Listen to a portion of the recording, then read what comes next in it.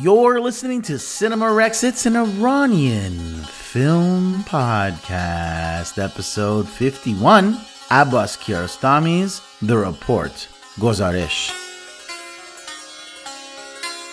I got a question for you.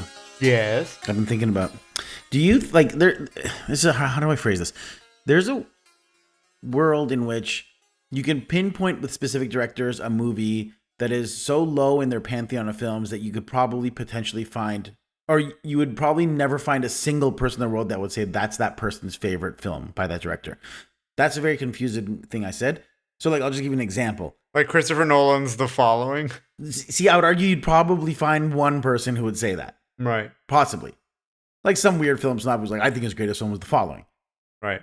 Maybe you could argue that someone like Spielberg, it's very, very, very unlikely that somebody would say Warhorse. No, I don't even like Warhorse. I mean, sure, even people like one of his earliest movies, they might be like, oh, I really appreciate Duel for this. There's a lot of people who like Duel. Sure. But I don't think anybody in the pantheon of Spielberg films, I don't think there's a single person that would say Duel is my favorite Spielberg film. I don't even know what Duel is. Exactly. or Scorsese, for example. You would find a lot of people who would probably say, even After Hours would be their favorite. Of course, Goodfellas and all that stuff. But, you might not find someone who would say, Shutter Island is what I was going to say. Nobody really would ever... although you might, because then maybe you'd find someone who's a horror fan who's just Shutter Island is my favorite Scorsese film. I don't know. So it's an interesting question to ask. Or, Bezoy's Rude Bar. Yeah, I haven't seen that. You haven't seen Rude Bar? The Rude Bar Shoma. Oh, you got me. Yeah. Got him. Yeah, you got me. Got him. Soak it in. Okay, so did you say it? Is that your official saying it, though? You just kind of scam through it so quickly to get the I guess prank so. off. I'm Kabi Mohebi. And I'm Farhan Moradi.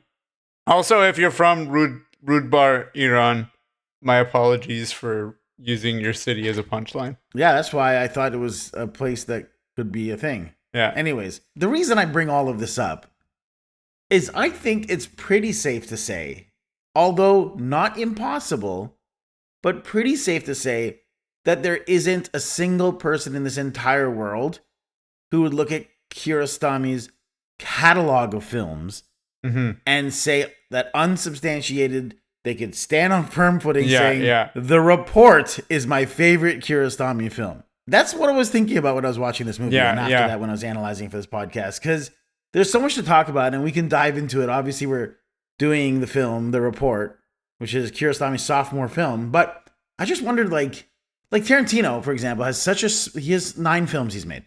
Well, 10 if you count My Best Friend's Birthday, which he has been trying to bury for decades. Yeah. But, I mean, that one I personally didn't consider because the only cut that existed was 40 minutes long or something. There was a 70-minute cut, and then he went back and recut it to be reclassified as a short. And then he, burned every version of the 70-minute version of it. So that his first real movie is what, Reservoir Dogs or something? What is it? But see, I've never watched that movie because... You can't. I've tried to even find it's an unwatchable version of it is on YouTube. It's so distorted and bad. Yeah. And those almost seem not. I don't know. It's Edgar Wright's film is Shaun of the Dead. Really. I mean, yes, he did Fistful of Fingers. Right. Yeah. But it's just technically when you're a teenager or something and hanging out with friends and shooting footage, just because you shot something that ends up being 80 minutes long or something doesn't mean it was your first feature. Right. Yeah. And interestingly enough, there's a bit of that back and forth going on with this film because you won't believe how many times in the research I did, how many people referred to this as Kiarostami's first film. 50% of the reports out there, even by journalistic people who have published books on this. What is his first film? Nafisi. Officially. It's Traveler, which I liked a lot more than this. The Traveler. Okay. Which he made in 1974. But a lot of people consider that his experimental student feature-length film project, but it's feature film. It's narrative. Right. It's not a documentary. It's a scripted story, and I think it's a beautiful story. I think it's really good. So I don't know why some publications consider The Report his first film. I don't know what it is with first features in general, where a lot of filmmakers or film buffs or whatever they're like, oh, you only get one first, blah blah blah, and then they hold a lot of people's first feature on such a pedestal that when they make a first feature and it's not that good, they like do what they can to pretend like it doesn't exist. Like a lot of people don't think of The Following as Nolan's first movie, or like even Tarantino. Sorry, they would say Memento. I yeah. guess. Even My Best Friend's Birthday, which a lot of people are like, oh, it's almost like a student film, whatever. That's his first movie. Like, it doesn't matter if like you want to discredit it as like he made it with friends. If he had made it with friends and it was good, people would have considered it his first movie. You see what I'm saying?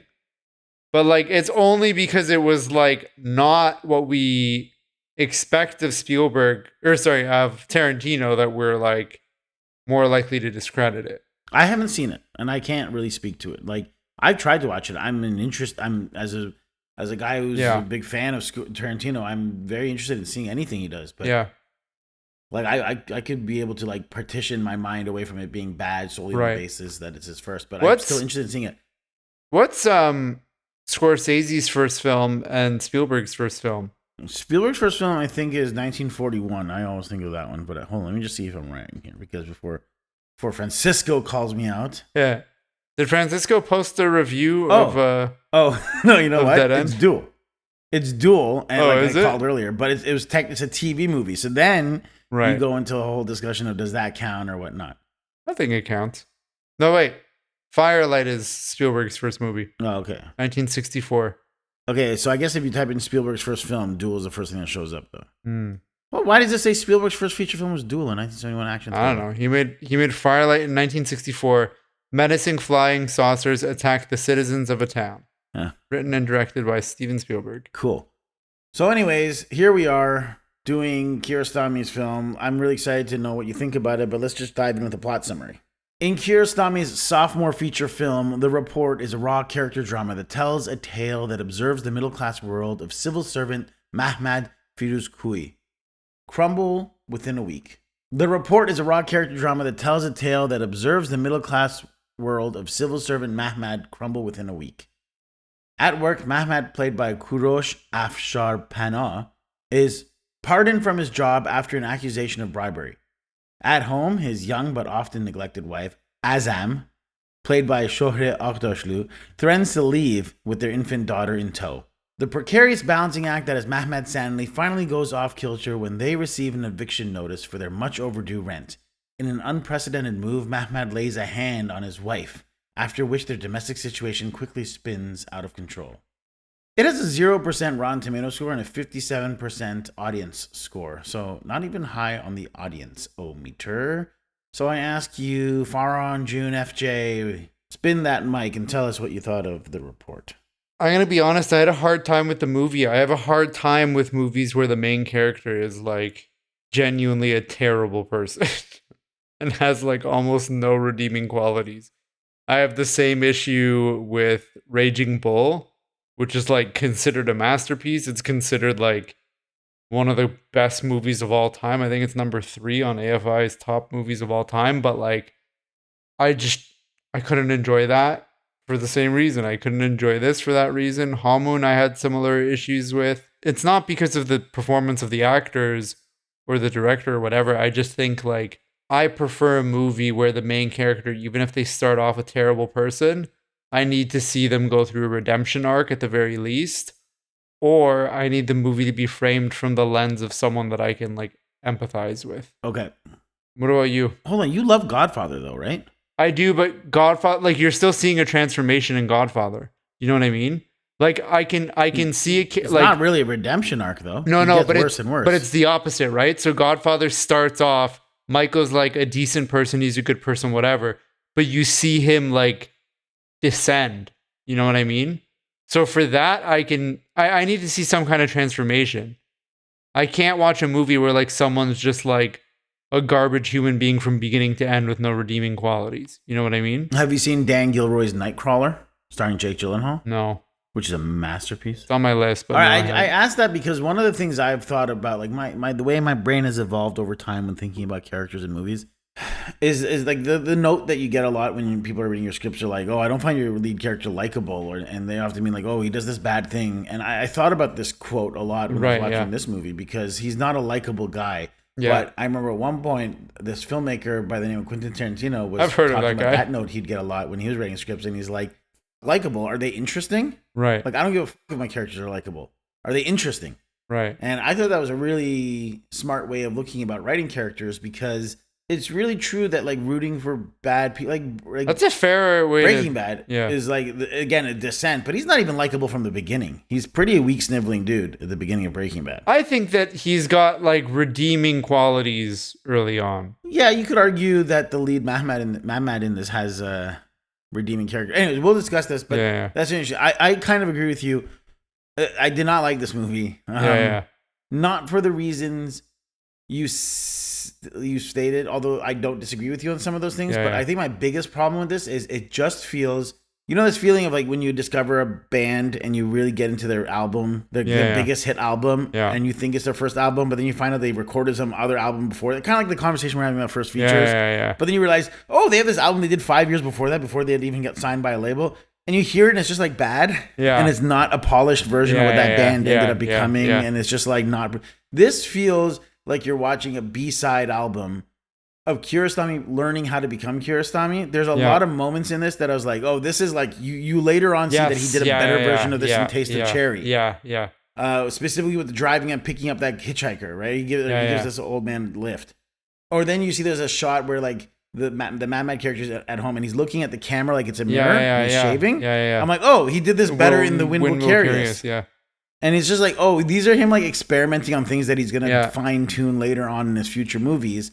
And that is the most interesting thing about it, but it's just not polished enough. And the story it's messy. It's just like a messy script. It's kind of like at times the greatest sin is, who cares if he's not likable? He's not that interesting. Like, it's like, the biggest sin of this movie is that it's boring a lot of the times. Like straight up. I was going to save this for later on, but I'll just get your thoughts on it right now.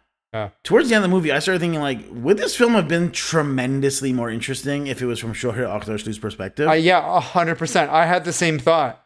I had the exact same thought. Like, even early on, I had that thought. I was like, oh, I want to see this movie from her POV, and I think it would actually be a lot better. Yeah. She goes through a lot more turmoil, stress, big character decisions, which we won't spoil yet in case people want to watch this movie. Based on how like Sophocles talks about characters, she's the real protagonist of the story. But for whatever reason, we're not seeing it from her perspective, which I think we should have. To be fair, I don't think a movie has to have a character go through some kind of change if they're like a bad person or whatever. I think, like you said, like as long as they're interesting. And you don't find the lead character in Raging Bull interesting. I do. You have to watch it more. I'm going to make you watch Raging Bull one time. I'm going to take your phone. I'm going to throw it off the balcony. I saw it in a theater. Well, why did you have your phone out? I don't dislike Raging Bull. I just had a hard time watching it because he's such a terrible person, right? I'm not saying that like will make me like or dislike a movie. It'll just make it harder for me to get into it if the character is like I have to like push myself to be like, okay, no, I need to like, I know I'm not empathizing with this character, but I need to try to like understand why he is the way that he is. Like at least with Michael Corleone, right? He's a terrible person, but I can still empathize with like how he got to where he got. Do you know what I mean? Yeah. Well, you could say that with Jake LaMotta. Like Jake LaMotta, first of all, is a real person. Like, I know. Biopic. Yeah. Well, a lot of what Scorsese is doing is like deconstructing masculinity, selfishness, self-preservation, insecurity. It's a deconstruction of these things that people are plagued with, like who are ultra masculine type A boxer fighter guys. They're just gripped with paranoia and jealousy and terror. Like, you know, they're crippled by it, which is kind of like the fight in the ring and then the fight inside of his mind and his household. So I feel like that's one of the interesting things that Scorsese is dissecting with that film. Yeah, it's like if the movie had started earlier on in his life and we got a little bit of look into like who he was before he became a jerk, I might have been more okay with it. You're talking about Raging Bull now. Still. Like at least Raging Bull, Okay. Or even this movie too. Like the same complaint I think applies to both. Whereas a movie like Taxi Driver, right? Like tackles very similar themes, but you see him descend into it. Do you know what I mean? Yeah. This is one of the things you might not have noticed. You haven't seen The Traveler, have you? No, no. So the Traveler is about a little boy who's going to do anything to get into another town he's traveling to see a soccer match. Like it's a very simple story. It's like very elements of Where's the Friend's House. And all of his shorts before this were about children. All of the stuff he did for Kanun and stuff was just like centered around education of children, whether they do their homework properly or like 2 ways to solve a problem and all that stuff.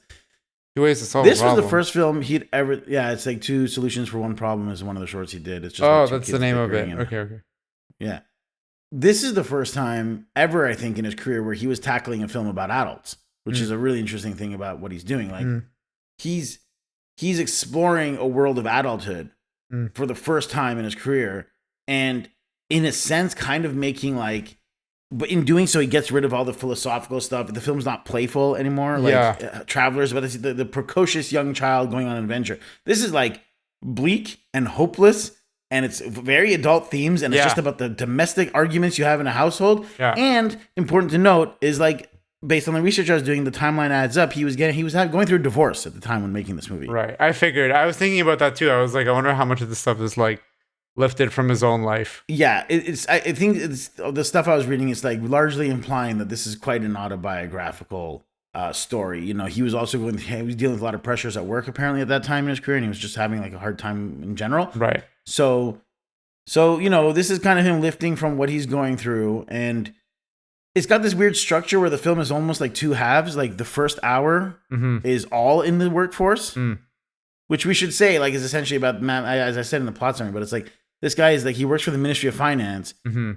it's like him hanging out with his boys, and they go out to casinos, and they go out drinking, and they kind of like partying and playing around with women and stuff. Yeah. And he always makes excuses for his wife at home, who's taking care of their daughter, about why I have to go because it's a work-related event. I got to do this and all that stuff. And she knows that he's cheating on her. Yeah, she's essentially like, she's calling him out for like the everything. You always get to go out and have fun. I'm stuck here doing this. Anyways. That first argument that they have like reminded me a lot of the argument in Raging Bull. Jake and his first LaMotta. wife. Yeah. Yeah, totally. I could see that. It's what's interesting about it too is it's a lot of what's left unsaid. Like they're hanging out with this woman, and then he goes into a room with her, and the scene cuts. But then he's talking about how like he's got to get the smell of perfume off of her and stuff. Off of him rather.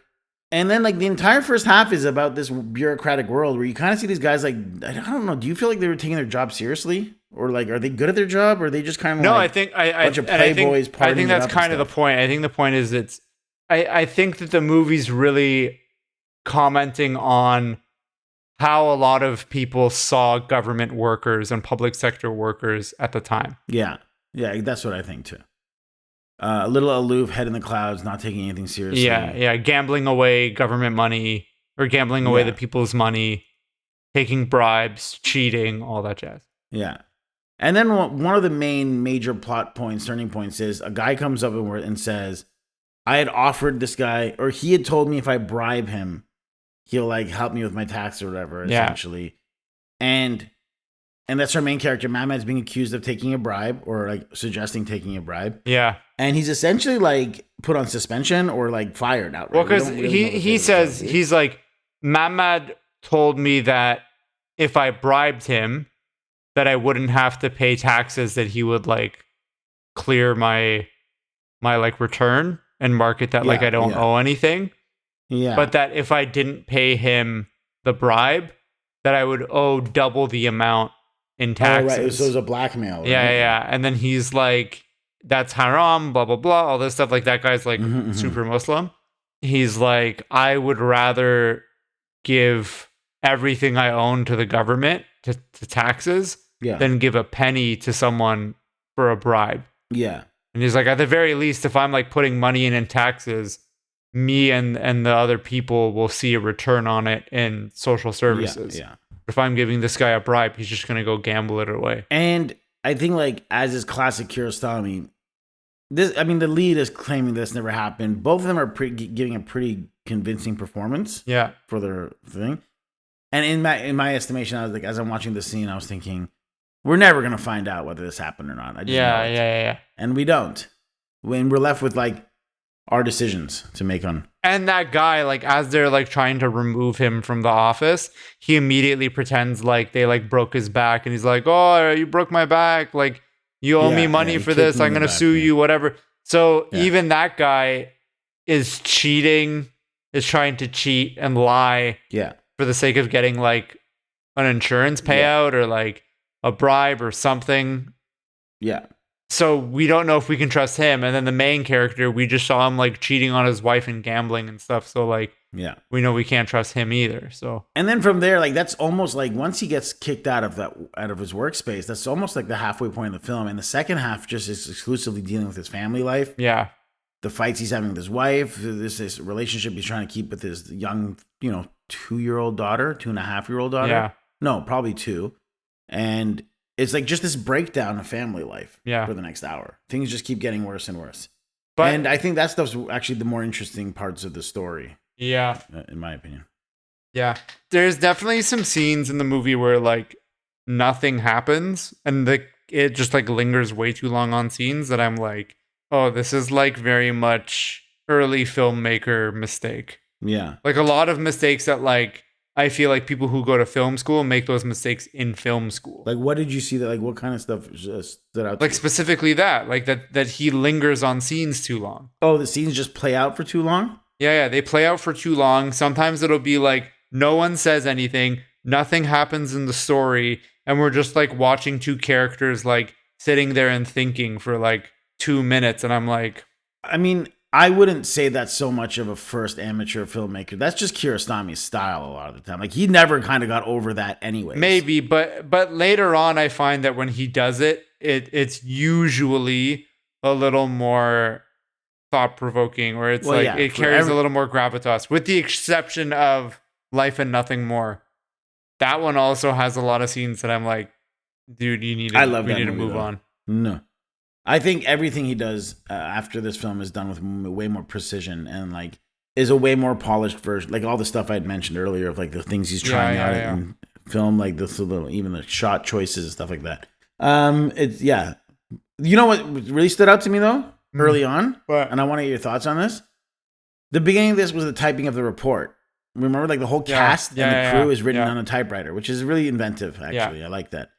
And it instantly made me think, without knowing anything else about what's happening in the film, I'm like, oh, I wonder how much this inspired a Separation, Farhadi. I thought about the same thing. And the more I saw the film, I'm like, this is like the first original. This feels like the original draft of a Separation. Yeah. It honestly feels like when we talk about a Hollywood remake, like Separation feels like a modern remake of this. The film A Separation begins with a very cold and bureaucratic look at our main characters. It's their passports, it's their documents, it's their forms, it's all this stuff. And this begins with a guy typing. You don't even see the character, you just see the typewriter up close. Someone's typing a report, but it's the cast and crew of the film. Yeah. And then once you realize it's like a domestic, civil disobedience within the household and like the argument of like the ownership over a child, it's like, oh man, like I take back what I said. Farhadi might be the only person on earth that might look at the report and be like, that's my favorite Kiarostami film. Because there's no way you can say he isn't influenced by this. Yeah. It is very much a Hollywood remake. It's an updated version of it. Maybe Scorsese might really like this one too. Because again, as much as Raging Bull is based on a real person, there's a lot of similarities between the main character here and the main character in Raging Bull. Yeah, yeah. Like in terms of his life with his wife, his domestic life. You should also note for the listeners, this film can be found on the Criterion Channel, CriterionChannel.com, which is like the most restored version you can get. Yeah. Which I'll go into in a minute. You can find it on YouTube at a slightly lower version quality. But this is also on if you purchase the Criterion copy of Certified Copy, which is his non-Farsi language film that he did with Juliette Binoche, as the special features, they have this film. Like this film really? is on that on Blu-ray, yeah. Oh, I didn't know that. I was literally looking for a Blu-ray copy of it, and I was like, no, it's a special feature on Certified Copy. They just added the movie. It's like watch his sophomore film, which they might even call his first film. That's interesting. Erroneously. Is it erroneously or erroneously? Were you making a pun? It's erroneously. I flipped. I'm just trying to think of 7 different things in my head right now, so I was hoping you'd let it slide, but keep it in there. Keep the correction too. And keep this part too. It says, rarely seen 1977 Kiarostami film The Report, which deals with similar themes. in the special features, but it doesn't say anything about it being his first film. Good, because it's not. I think what's really interesting is you can really see Kiarostami's aversion to making household kitchen sink dramas in the future. Yeah. Because this is one of the last films that was ever made and came out right before the Islamic Revolution happened and the Islamic regime took over. Like, it pretty much might as well just happen the next day after this film came out in theaters. Yeah. This was screening in some theaters during the Cinemax fire. It wasn't playing at that theater, but this was playing in some local theaters. Right. This was out. It was on the, what's it called? On the playbill? Marquee. Marquee. Yeah.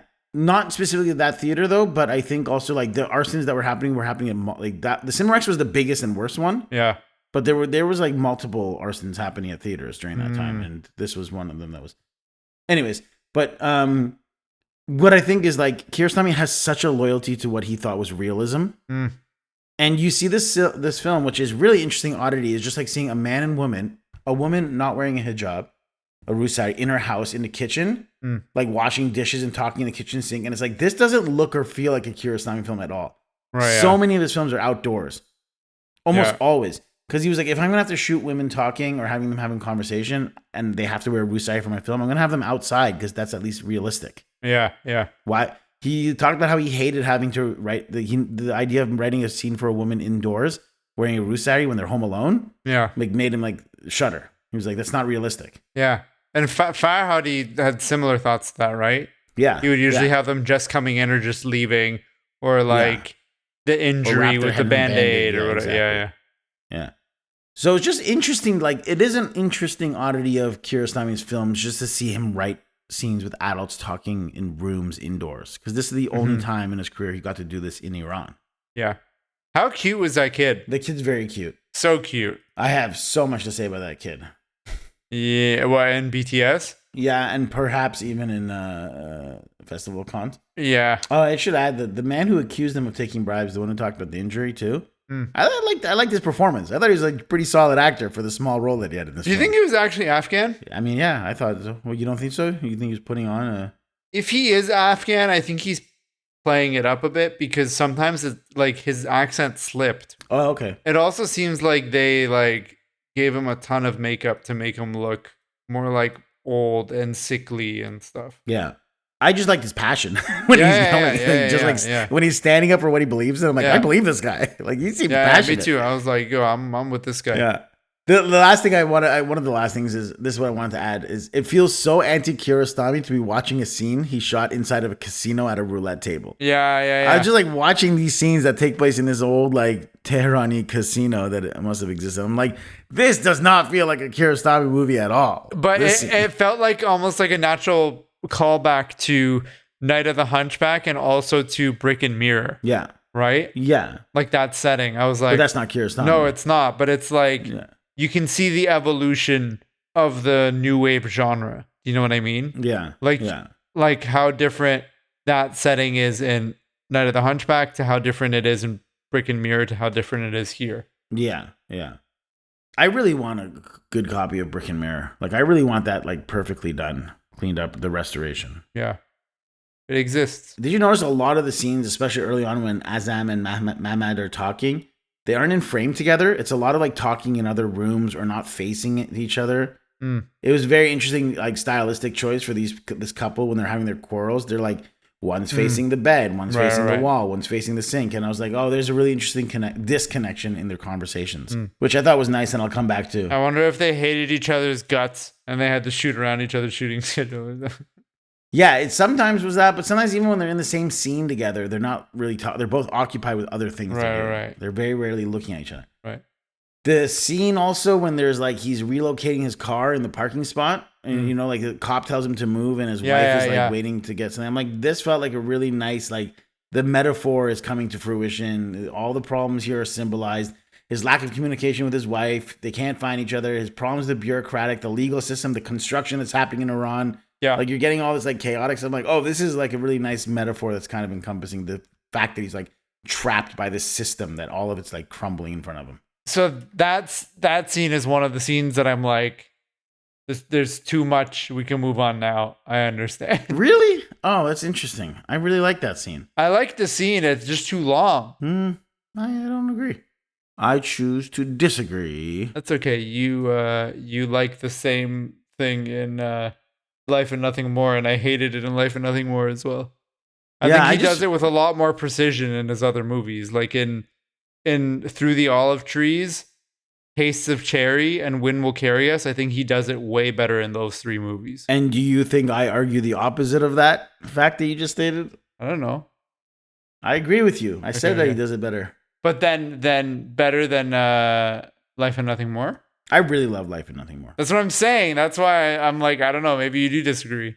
I like when the baby's crying at one point and then the phone rings and the baby actually picked up the phone. Yeah. Yeah. Do you remember that scene? That's just random and I really liked it. She's like, oh, I got to take care of the kid.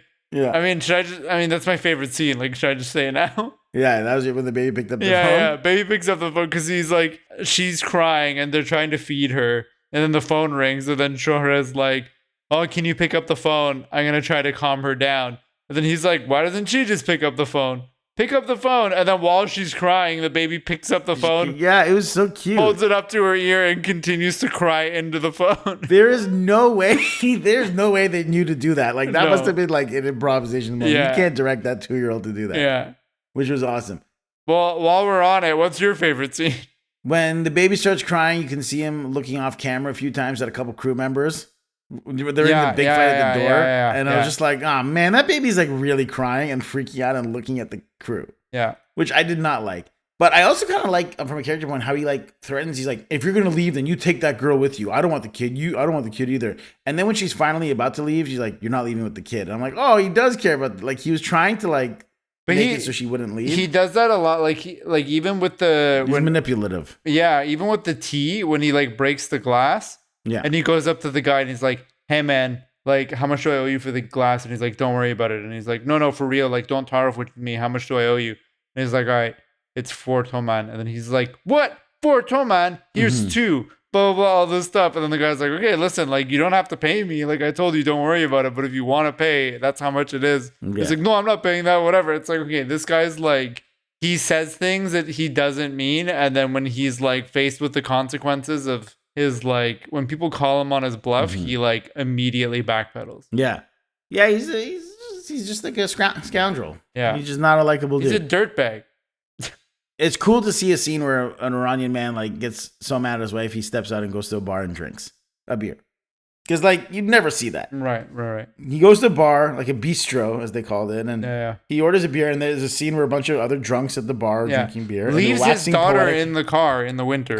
He leaves the daughter, and he drinks. And a bunch of other men there are waxing poetic about the nature of man and good and evil and life and death. Yeah. And I'm like, oh, this is another Kiarostami staple, like pausing for reflection in your story just about this stuff. And it's like seeing it happen at a bar, again, something you'll never see unless the regime changes. And it's the 2 old men, these like 2 old men who are like the voices of reason. Yeah.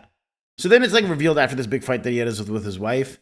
You know, it all culminates in after having a big argument with his wife. He goes to have this drink. He comes home to realize that his wife has tried to take her own life through taking a series of pills. The guy rushes. I like the way it was shot, is what I was saying. Is the shot that he tries to break in to get into the room is actually really nicely shot because you're seeing him discover her body from outside of the apartment. Yeah. You're seeing it through a window, and I'm like, oh, this is like a cool shot. Like you're not hearing any of the audio of his reaction or anything, which is interesting.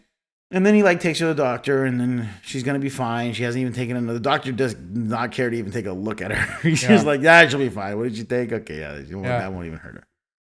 And he stays by her bed. What do you think she took that he's like, oh, it doesn't matter how many of those she takes, it can't possibly hurt her? What did she take? Skittles? I don't know. Vitamin C? I don't know. I don't know what it was, but you know, the only thing that kind of is mildly interesting is he stays in the room with her till her eyes open, and then once he sees that her eyes are open, she's gonna be okay. He gets up without a word and leaves. Yeah, little do you know that his daughter died in the car overnight from hypothermia. Okay, so I read one review that someone said that. Are you being facetious? No, like, bro, a 2-year-old baby in a car overnight in the winter, like, she's definitely dead. I don't know if that's like canon or not, but like, as far as realism goes, that child has died of hypothermia. Yeah, I mean, I think that's something probably more that like they weren't. Kiarostami wasn't even interested Thinking in about thinking it. about. Yeah. It's probably a plot hole. Yeah, but there was one reviewer that was like, and then that's the tragic ending of the film. I'm like, oh, I think you're reading too deeply. I don't think that was the point of the film. But yeah, okay. Behind the scenes and trivia. So, according to the Criterion Collection version of this, it highlights that this is an extremely rare film. Director Kiarostami's second feature was encoded from the only surviving element that we have been able to find, an old analog video master made from a subtitled theatrical print that was damaged from heavy use. According to Kiarostami, the original negative was destroyed during the Iranian Revolution. One of the first Iranian films ever to shoot audio on set. Synchronized sound while filming, that's what it's called? Before that, filming was MOS and post-dubbing dialogue. Yeah. So, and because of that, this was actually one of the longest, at the time, one of the longest productions, because just shooting sound on set was just such a laborious process at the time. Yeah, because you had to make sure that the camera wasn't too loud for the mic. Everything. You had to like put sound blankets up around the camera or like put it really far away from the microphone. Like, yeah. Cam ops back then were pissed. Or just even like having to retake a scene because the audio wasn't right now. That's a whole other element you have to take into account. Like, oh, you like coughed during that scene. Yeah. Whereas they could have been like, well, no one's going to hear the cough. So. I feel like we've had like 4 or 5 different movies say like, this is the first or one of the first Iranian movies. It's one of it, because it all was around this time. Right, yeah, there was another film we did. Around this time, Bon Bass too. Yeah. Dead End. The Pavi Saud film. Was it? That one wasn't dubbed? It came out the same year. Right. Oh, that might have been dubbed, but it's just films around. But there was like Brick and Mirror might have been. Mm-hmm. I think you're right. I don't know. There was a bunch that were. There's a documentary by a director named Bahman Maqsoodlu. It's called Abbas Kiarostami, A Report. It's a 2013 documentary with lots of interviews with collaborators of Kiarostami over time. But the meat of the film contains interviews with the principals involved in making this film, the 1977 film, The Report. In it, they say the film's production was much longer than they anticipated because of the stuff I'd mentioned about the sound. Kiarostami in it recalls insisting on an overly strict adherence to the script he had written, which is interesting because it kind of feels different from what he would do later on. Yeah. There are interviews with the film's DP and sound designer and the leads of the film. Then they all speak with much admiration for the project. Fun little tidbit, Dariush Merjoui makes a cameo in this film. Oh, when? He is the man at the slot machine that our lead asks for a light with his cigarette, and he lights a cigarette. I don't even remember that. This must have been so quick. You got a good side view. I read that somewhere, and then I watched it again. You went and back compared and it to photos photos of him at the age. I'm like, oh yeah, that is him. The year of the revolt of Iranians against the regime in 1978 was the worst year of cinema in the history of Iran. Only 18 Iranian feature films were made and released, out of which only 3 were ever considered influential or significant. The 3 were Merjoui's Daire Mina, Mina's Circle, The Report by Kiarostami, and Safar Sang, The Journey of the Stone by Kimiai. So those are the films that were released. I've never even heard of that one. Last little bit of behind the scenes and trivia. Mm-hmm. Quoting Hamid Nafisi's Social History of Iranian Cinema, your boy, apartment living in itself was at the time an alien but increasing form of dwelling in Tehran's modern sectors. The film's honesty and violent realism in depicting this new lifestyle and the range of acting displayed by the 2 principal performers, not to mention the extraordinary child, was greeted as a breakthrough by film lovers and general audiences. Of how he obtained such realistic acting from an infant, Kiarostami said in an interview in Cinema 6 that during the 20 days of filming, they tried to convince him that he had 2 sets of parents, his real ones and his acting daytime ones, who treated him as real parents are supposed to treat their children, satisfying all his needs for food, bathroom breaks, naps, love, and hugs. Kiarostami also defended his practice of sync sound filming for the enhanced realism that it offered the actors, even though the sound quality did not turn out as clean as it in post-dubbed films. As the first Kiarostami film to be commercially exhibited, The Report was screened in Cinnamon Cinema in Tehran for 8 weeks to good box office sales. What's interesting about that is, I guess based on that, I guess the child was a boy, but that doesn't make sense because they said he for the child, but that child was a girl. Wait, was the actor a boy playing a girl? I thought the actor had the same name, Benush. Right. I'm pretty sure. She's a girl's name, no? I don't know, actually. I was wondering that. Anyways, whatever. There's a mistake in the subtitles that are hard-coded in the movie and like it pops up for a split second, and then you can like tell that someone's markered over it. It's when he breaks the glass. Did you notice it? I noticed the marker over a part, but it didn't seem like a mistake to me. But what is it? Well, because the subtitle says "You broke my glass," Yeah. but he's not saying "You broke my glass." He's saying "I broke my glass." So for a split second, the "you" flashes, and then there's marker over the word "you," so he just says "broke my glass." That sounds very much like a festival of cons that you sneaked into a BTS. It's That not. is not No, a I BTS. thought it was charming more than anything. All right. Critical reactions.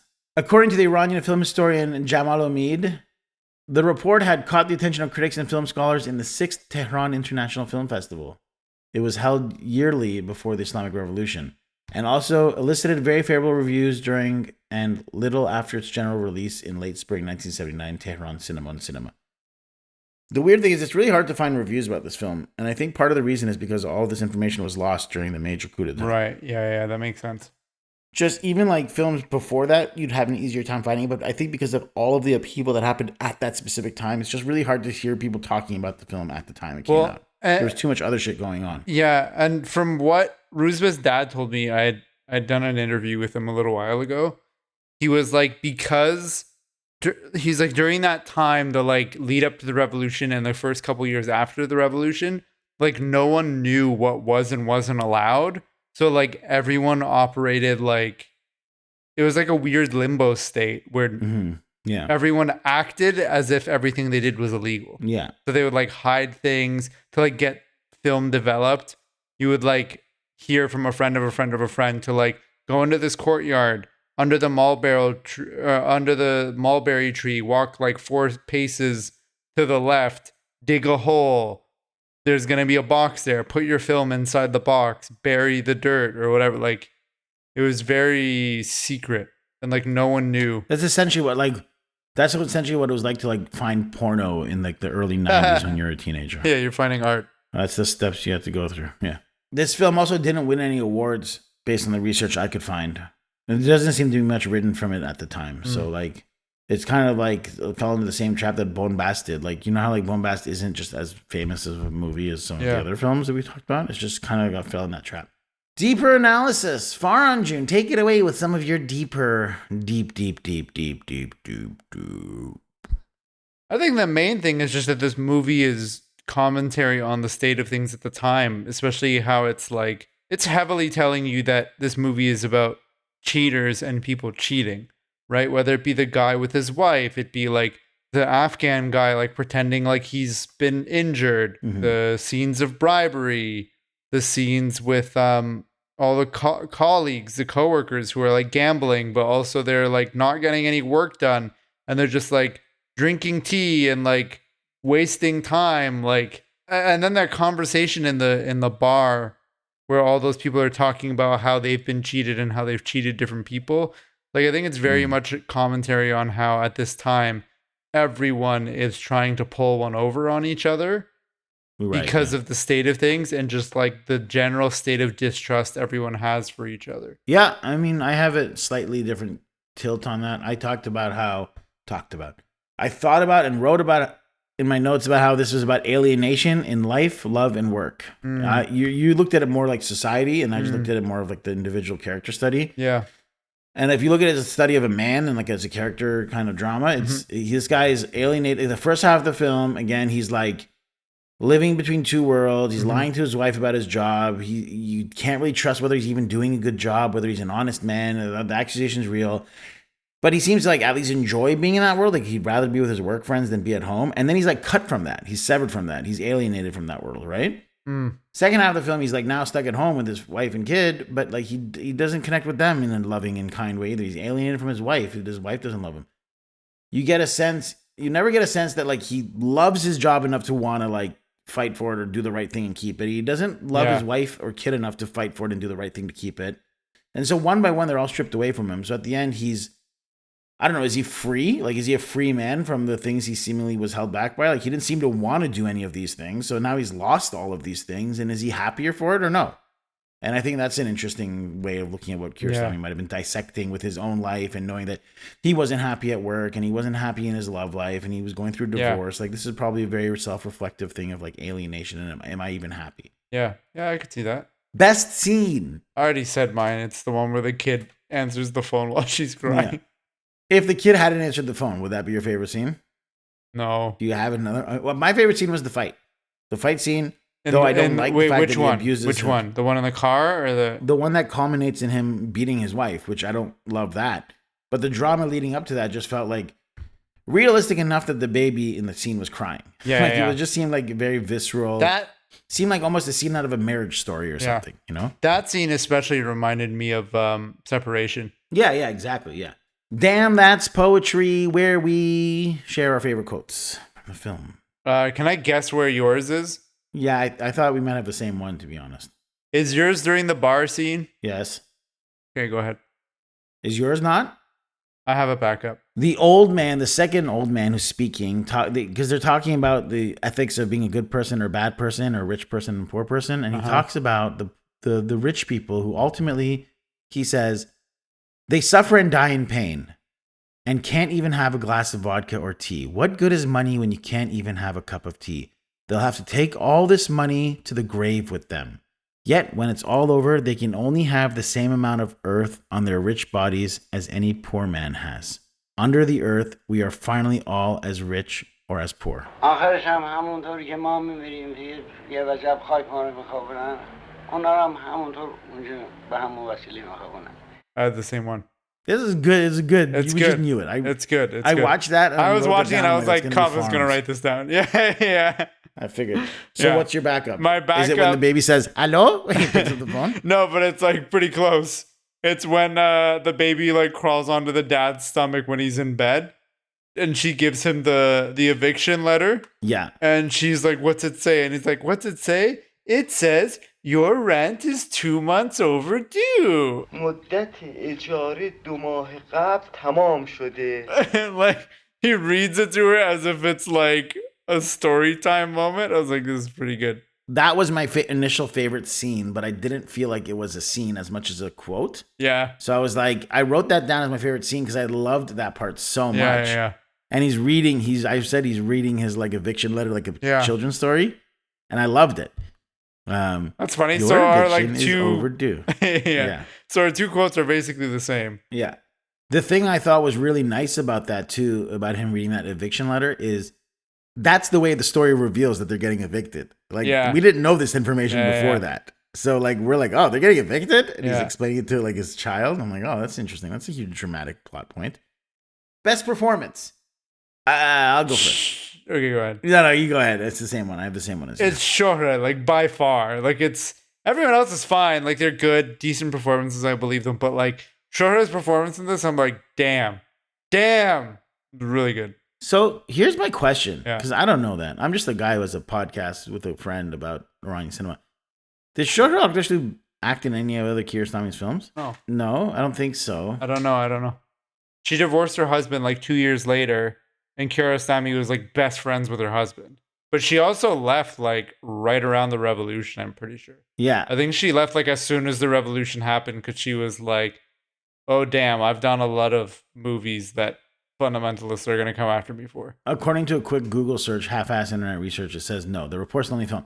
And the reason I ask is that this is my favorite Shohra Akdashi performance, I think. I really liked her in this a lot. And she got nominated for House of Sand and Fog for an Oscar. Yeah. But like, she's way better in this Yeah. than she is in that. Yep. And I just like, I got to give like a runner-up award to Baby Behnush Rodpur. Yeah. Good job by the baby. Festival of Cannes, speaking of good job by the baby, I fucking felt for that child so badly. In real life, Yeah. that child was abused. Bro, that is kid got decked by the verbal- bag. Verbal and physical.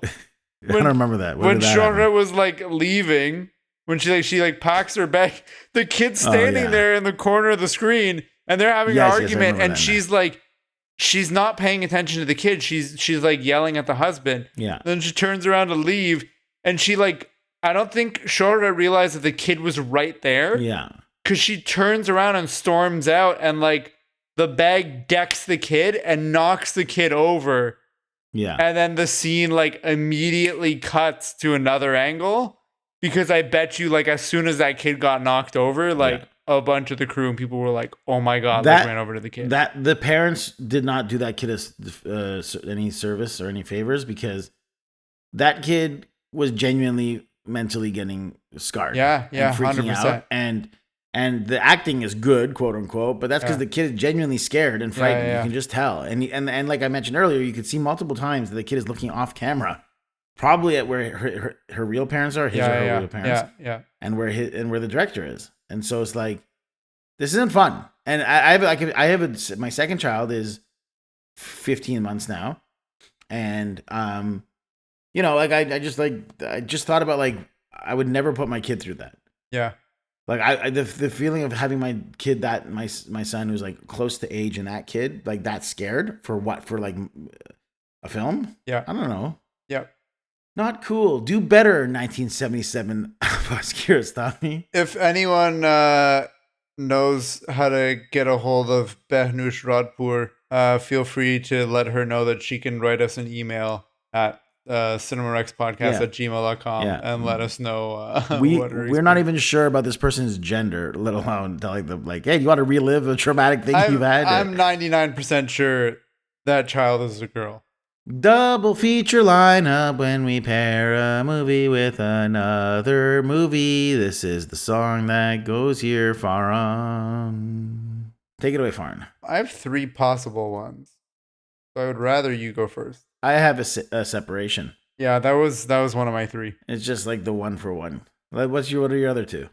Is it the film called The Report from 2021 starring Adam Driver? No. One was Raging Bull, which I mentioned a bunch of times. Yeah. The other one is actually Hamun. I feel like Hamun kind of serves as like a sequel to this in a lot of ways. Yeah. Yeah. And and the Separation is your third one. Yeah, Separation's the third. So 2 of your 3 movies would be a double feature you don't really want to revisit ever again anyways. What? Because you don't like Raging Bull, and I don't think you liked Hamun that much, right? I didn't say I don't like Raging Bull. I just said it was a hard watch. Oh, okay. Separation was my main one. Hollywood remake for Farhan June.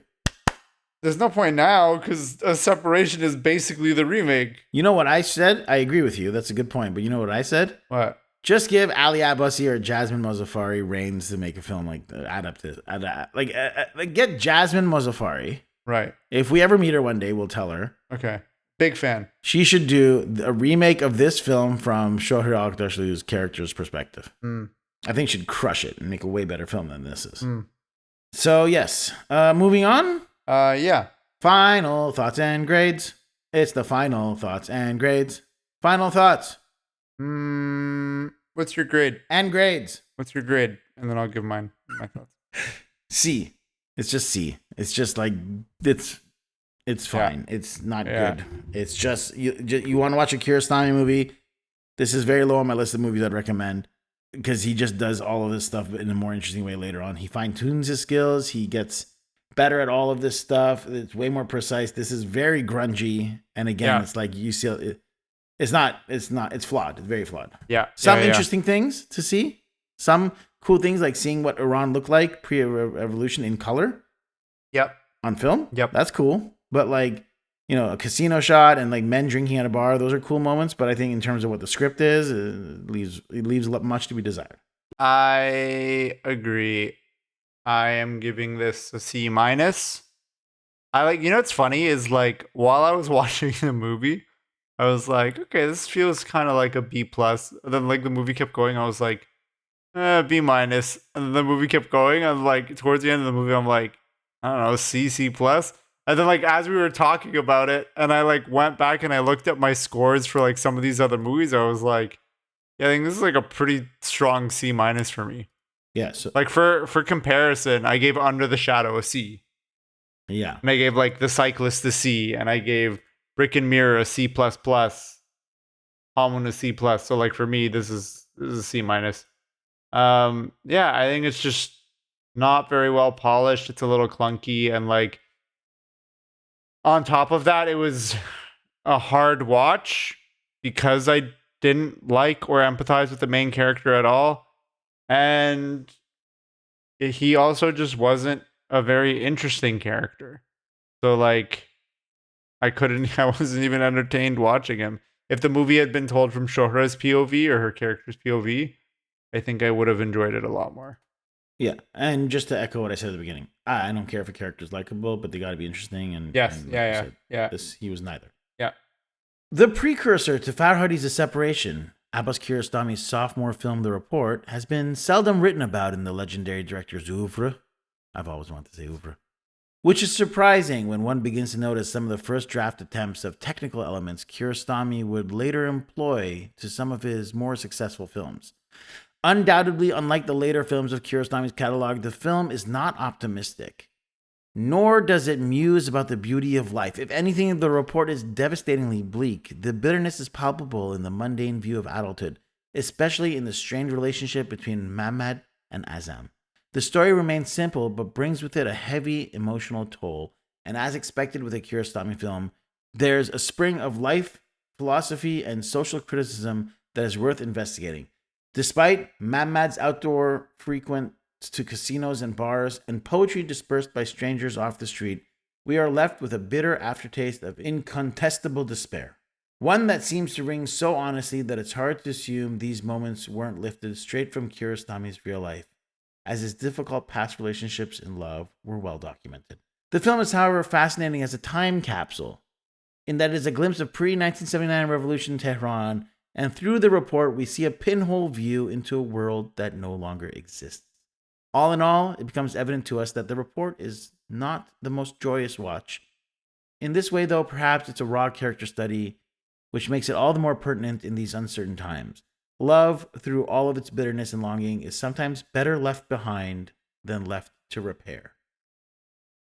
Farhan June, thank you for doing this Report podcast with me. Thank you, Kaveh. You know how I feel about you. Unfortunately. To all of our listeners, thank you for tuning in. You could follow us on Instagram and like and subscribe on Spotify and TikTok and YouTube and Flibbit and Chicks Meat and Feel free to also send us Up and Robot News. Send us a DM, leave us a review. You can also send us an email. Actually, do you want to read? We got a really nice DM from somebody. How do you feel about sharing it? Read one of them, and then we'll read the only other nice one we got next week.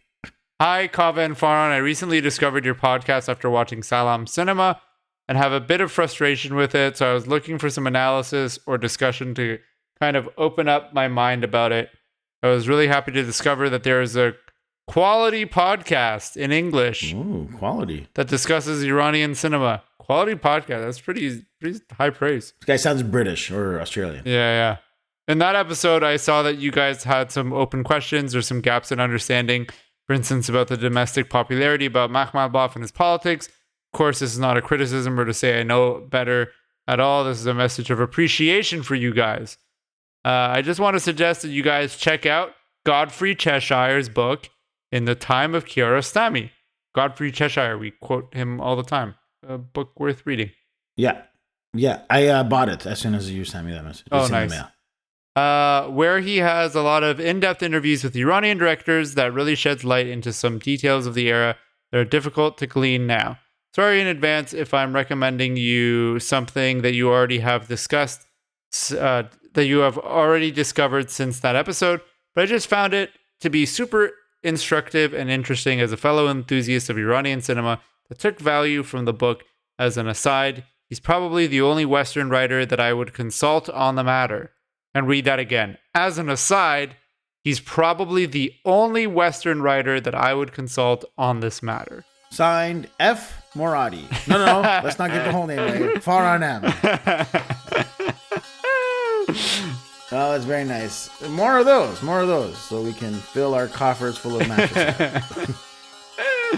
All right. Well, thank you to that listener and to everyone else. Bill me the Didar. Bye.